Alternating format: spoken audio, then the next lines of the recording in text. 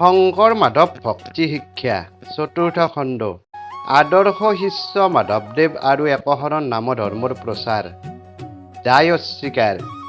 এই কাহিনীটো শ্ৰীমন্ত শংকৰদেৱ আৰু শ্ৰী শ্ৰী মাধৱদেৱৰ জীৱনৰ সুপৰিচিত ঐতিহাসিক ঘটনাৰ আধাৰত ভক্তিমূলক আৰু শিক্ষামূলক উদ্দেশ্যে সৃষ্টিশীলভাৱে উপস্থাপিত। সংলাপসমূহ শাস্ত্ৰত হুবহু উল্লেখিত নহয়। জয় গুৰু শংকৰ, জয় গুৰু মাধৱ।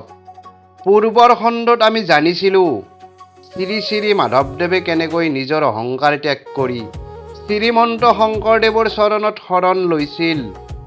আজিৰ খণ্ডত আমি জানিম গুৰুৰ শিষ্য হোৱাৰ পিছত তেওঁ কেনেকৈ নিজৰ সমগ্ৰ জীৱন একশৰণ নাম ধৰ্মৰ সেৱাত উৎসৰ্গা কৰিছিল। গুৰুৰ চৰণত নতুন জীৱনৰ আৰম্ভণি। শংকৰদেৱে মাধৱদেৱক কেৱল শিষ্য হিচাপে গ্ৰহণ কৰা নাছিল, তেওঁক ভক্তিৰ পথত এগৰাকী আদৰ্শ সাধক হিচাপে গঢ়ি তুলিবলৈ আৰম্ভ কৰিছিল। মাধৱদেৱেও গুৰুৰ প্ৰতিটো উপদেশ হৃদয়ত স্থান দিলে। তেওঁ বুজি পাইছিল গুৰুৰ সেৱা ঈশ্বৰৰ সেৱা। সেইদিনাৰ পৰাই তেওঁৰ জীৱনৰ লক্ষ্য সলনি হ'ল। জয় পৰাজয় নহয়, খ্যাতি নহয়, শাস্ত্ৰীয় বিতৰ্ক নহয়, একমাত্ৰ লক্ষ্য ভগৱানৰ নাম আৰু ভক্তিৰ প্ৰচাৰ। বিনয়ে শিষ্যৰ অলংকাৰ। এদিন শংকৰদেৱে মাধৱদেৱক ক'লে, মাধৱ, মানুহক জোৰ কৰি ভক্তি শিকাব নোৱাৰি, নিজৰ আচৰণেৰে ভক্তিৰ পথ দেখুৱাব লাগে। মাধৱদেৱে সেই বাণী জীৱনৰ নিয়ম কৰি ল'লে। তেওঁ সকলোৰে লগত বিনয়েৰে কথা পাতিছিল। ধনী দুখীয়া, উচ্চ নীচ সকলোকে সমান দৃষ্টিৰে চাইছিল। এই গুণৰ বাবে মানুহে তেওঁক কেৱল পণ্ডিত নহয়, এজন সঁচা ভক্ত হিচাপেও মানিবলৈ আৰম্ভ কৰিলে। একশৰণ নাম ধৰ্মৰ প্ৰচাৰ। গুৰুৰ আদেশ অনুসৰি মাধৱদেৱে অসমৰ বিভিন্ন অঞ্চললৈ ভ্ৰমণ আৰম্ভ কৰিলে।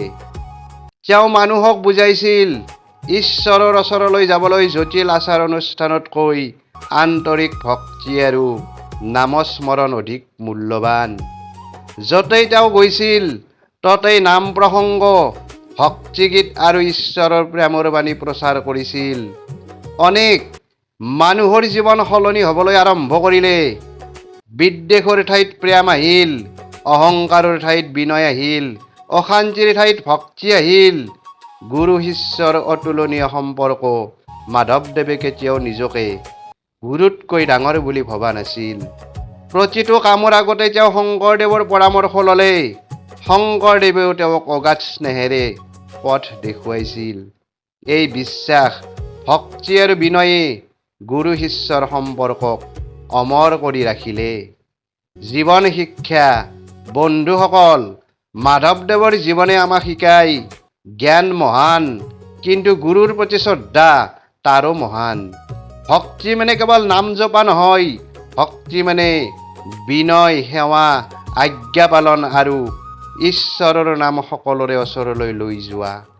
যিজন মানুহে নিজৰ অহংকাৰ ত্যাগ কৰি গুৰুৰ আদৰ্শত জীৱন গঢ়ে, তেওঁ নিজেও সমাজৰ বাবে এক পোহৰৰ বন্তি হৈ উঠে। সমাপ্তি।